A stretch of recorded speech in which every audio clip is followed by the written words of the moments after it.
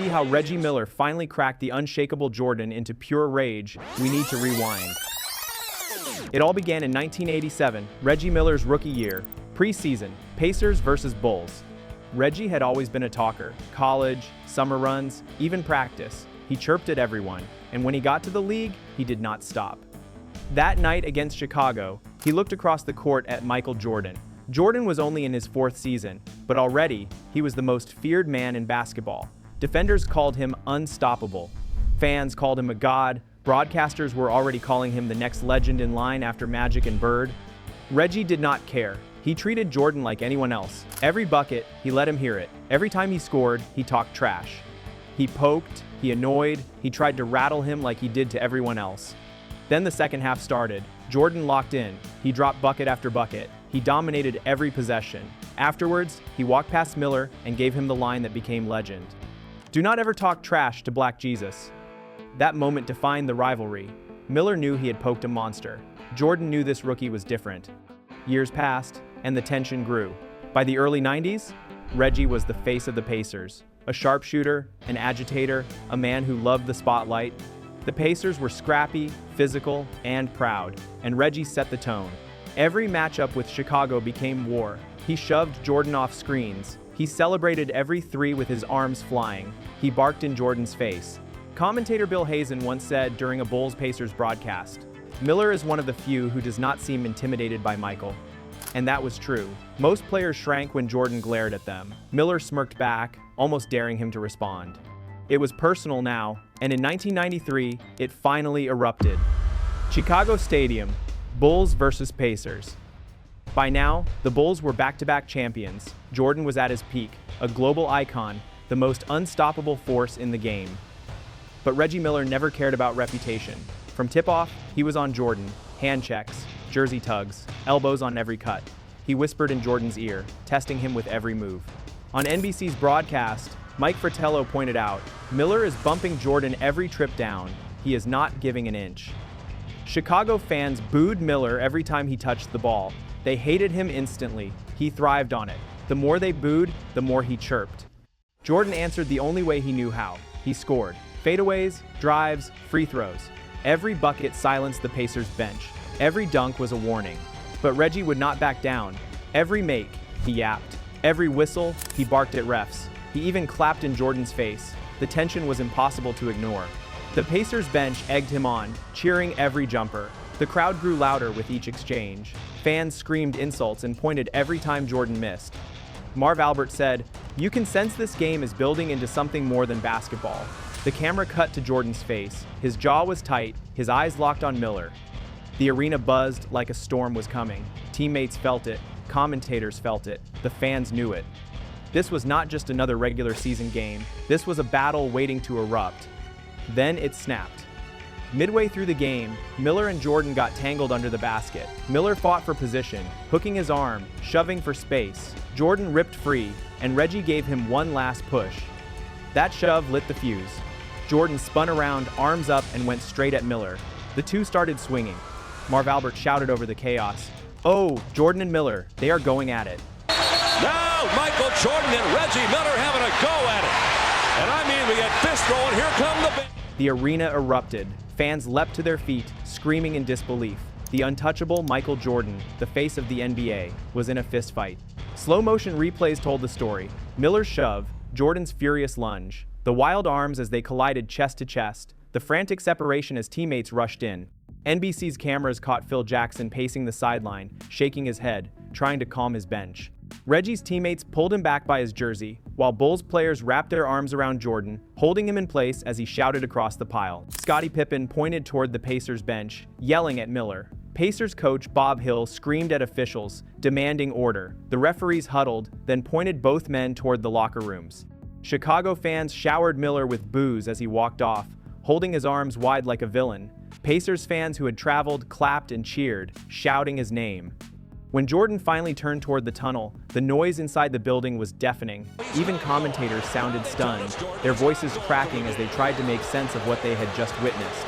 Players from both benches later admitted it felt surreal, like the air had been sucked out of the building. The officials announced both men were ejected. Later, the league fined them. And the image remained. Jordan with his fists raised, rage on his face, captured in still photos and replayed again and again on highlight shows across the country. The NBA had seen fights before, but this was different. This was Michael Jordan, the face of the league, snapping in front of millions. Sports Illustrated ran headlines about Jordan losing his cool. ESPN replayed the clip on a loop, calling it the rare moment someone got under Jordan's skin. Talk radio callers laughed, saying Miller had gotten into his head.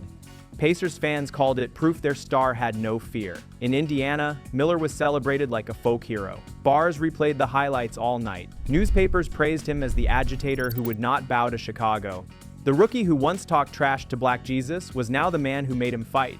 Fans wore shirts with Reggie versus MJ, treating it like a heavyweight bout. In Chicago, it was spun differently. Fans defended Jordan, saying Miller crossed the line. Commentators claimed Jordan was only standing his ground.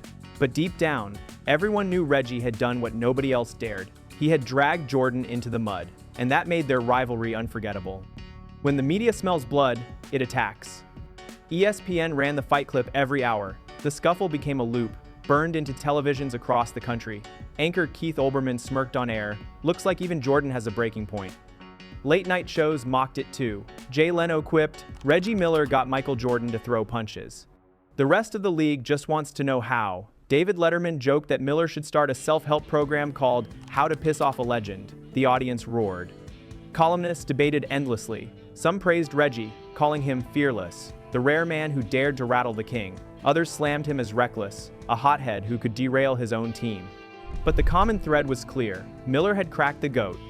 In Indiana, local papers celebrated him like a gladiator, praising Miller for standing up to Jordan. Fans called into radio shows laughing, saying, "Our guy made Jordan bleed dignity." In Chicago, it was panic mixed with rage. The Chicago Tribune defended Jordan, saying Miller baited him like a pest.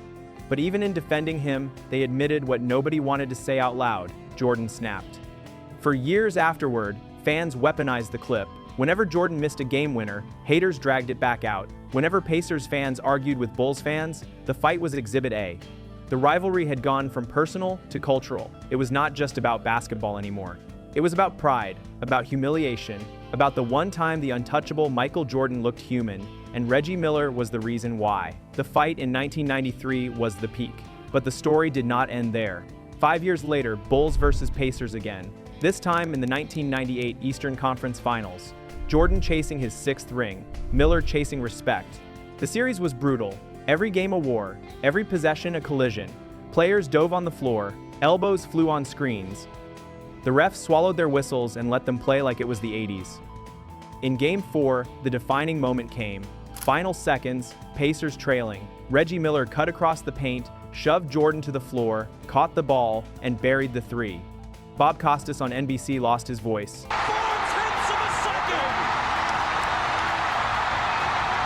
The crowd went berserk. Market Square Arena shook like an earthquake. Fans screamed like they had just won the championship. People jumped from their seats, arms flailing, beer spilling everywhere. The roar rattled the cameras. Security guards on the baseline even looked stunned. The camera cut to Jordan, lying on the hardwood, glaring up as Miller celebrated. Pacers players mobbed him instantly, fists in the air, screaming in his face like it was a title clincher. There was Jordan, the immortal, shoved aside by the one man who never feared him. Jordan later admitted in The Last Dance, "That was the toughest series we ever had. The Pacers pushed us harder than anybody." The Bulls survived in 7 games. They won the title, but Miller had left his mark forever etched into the rivalry. So why does this rivalry still matter?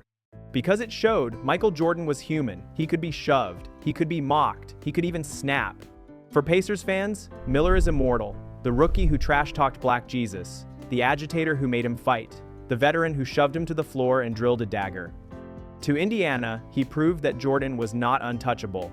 For Bulls fans, the argument flips. Jordan may have snapped, but he still conquered. He got angry, but he still won. Every time Miller tested him, Jordan answered with rings.